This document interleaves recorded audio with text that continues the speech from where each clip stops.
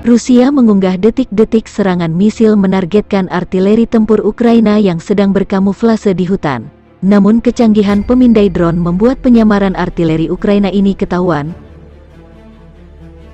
Video diunggah Kementerian Pertahanan Rusia dikutip Tribun Timur Rabu tanggal 23 Maret hari ini.